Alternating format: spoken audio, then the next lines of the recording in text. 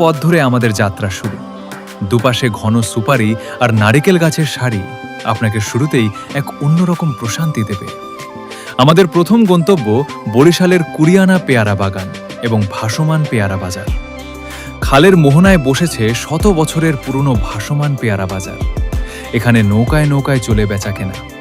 খালের পানির ওপর সারি সারি নৌকা আর তাতে থরে থরে সাজানো সবুজ পেয়ারা, এ যেন এক জীবন্ত ক্যানভাস।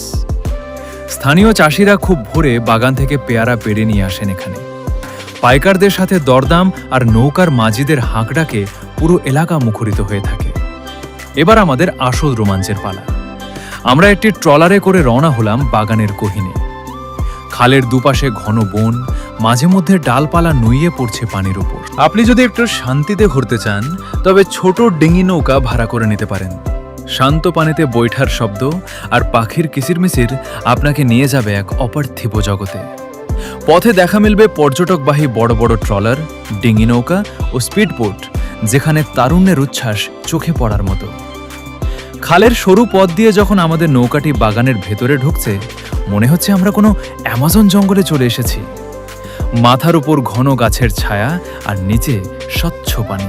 আমাদের নৌকাটি এখন এগিয়ে চলেছে এক নতুন অভিজ্ঞতার দিকে। একটু সামনে এগোতেই দৃশ্যপট বদলে গেল। শান্ত নীরবতা ভেঙে কানে আসছে মানুষের গুঞ্জন। আমরা এসে পৌঁছেছি ভাসমান বাজারের সেই প্রাণকেন্দ্রে। দেখুন কিভাবে বড় বড় ট্রলারগুলোকে পাশ কাটিয়ে ছোট ছোট ডিঙি নৌকাগুলো তাদের পণ্য নিয়ে এগিয়ে যাচ্ছে। এখানে শুধু পর্যটক নয়, স্থানীয়দের জীবনও আবর্তিত হয় এই নৌকাগুলোকে ঘিরেই। লগের ধাক্কায় নৌকা চালানো আর মাঝিদের নিপুণ হাতের কারসাজি দেখার মতো এক দৃশ্য। আমাদের বরিশাল ভ্রমণের প্রতিটি মুহূর্ত যেন এক একটি নতুন গল্পের জন্ম দিচ্ছিল। খালের উপর তৈরি করা এই কাঠের সাঁকো আর মাচাগুলো আমাদের জন্য শুধু এক টুকরো বসার জায়গা ছিল না, ছিল আড্ডার প্রাণকেন্দ্র। চারদিকে ঘন সবুজ গাছপালা আর নিচে বয়ে চলা শান্ত পানি। এই দুয়ের মাঝে দাঁড়িয়ে আমরা যেন ভুলে গিয়েছিলাম শহরের যান্ত্রিকতা। বন্ধুদের সাথে হাসি ঠাট্টায় মেতে ওঠার জন্য এর চেয়ে ভালো জায়গা আর কি হতে পারে। এখানকার বাগানগুলো মূলত কৃত্রিমভাবে তৈরি উঁচু ঢিবির ওপর। ছোট ছোট খালের জালের মতো বিন্যাস গাছগুলোতে পানি সরবরাহের প্রাকৃতিক উপায়। আপনি চাইলে নৌকা থেকে হাত বাড়িয়ে পেয়ারা ছুঁয়ে দেখতে পারেন, তবে সাবধান, ডাল যেন ভেঙে না যায়। ঘোড়ার ফাঁকে আমরা কিছুক্ষণ সময় কাটালাম বাগানের মাঝখানে তৈরি করা ছোট কাঠের মাচায়। স্থানীয় মানুষগুলো অত্যন্ত সহজ সরল এবং অতিথিপরায়ণ। এখানে ছোট ছোট কাঠের ব্রিজ বা সাঁকো পার হওয়াটা বেশ রোমাঞ্চকর। অনেকেই দল বেঁধে এখানে পিকনিক করতে আসেন। গাছের তাজা পেয়ারা আর স্থানীয় খাবারের স্বাদ আপনার ভ্রমণকে করবে আরও সার্থক। এবার আমরা উঠলাম বাগানের সবচেয়ে উঁচু একটি ভিউ পয়েন্টে, যেখান থেকে পুরো পেয়ারা বাগানটাকে মনে হচ্ছিল এক বিশাল সবুজ গালিচা। আকাশের মেঘলা আভা আর গাছের গাহর সবুজ রং মিলিমে মিশে একাকার হয়ে গেছে। ওপর থেকে নিচের ছোট ছোট খাল দিয়ে নৌকা চলাচলের দৃশ্যটা ছিল দেখার মতো। এই সৌন্দর্য ক্যামেরা বন্দি করতে আমাদের কেউই ভুল করেনি। গ্রুপ ফটো আর সেলফিতে ফ্রেম বন্দি করে রাখলাম চিরচেনাই বাংলার অপরূপ রূপকে।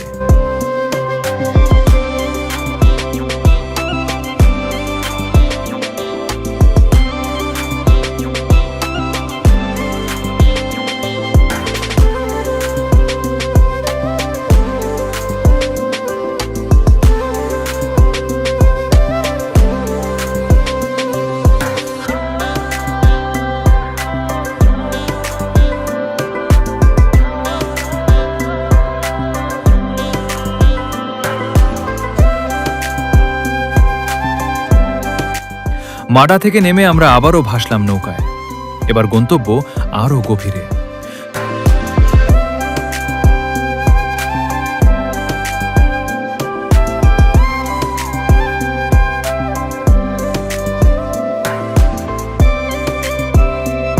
এবার আমরা মূল খাল ছেড়ে ঢুকে পড়লুম এক অতি সরু পথে।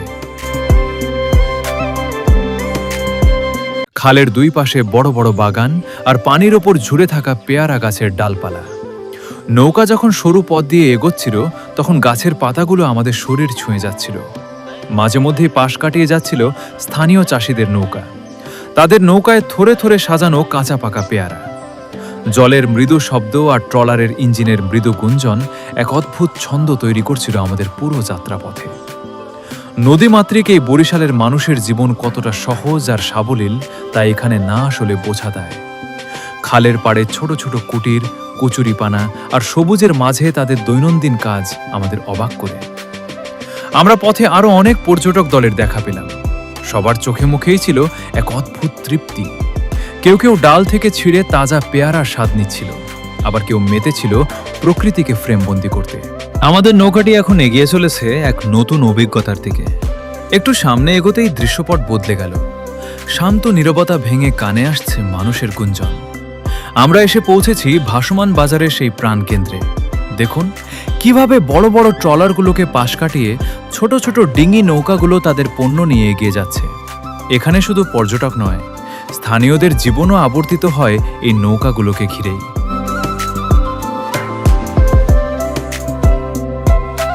এই যে ছোট ছোট খাল দেখছেন, এগুলোই এখানকার যাতায়াতের মূল পথ।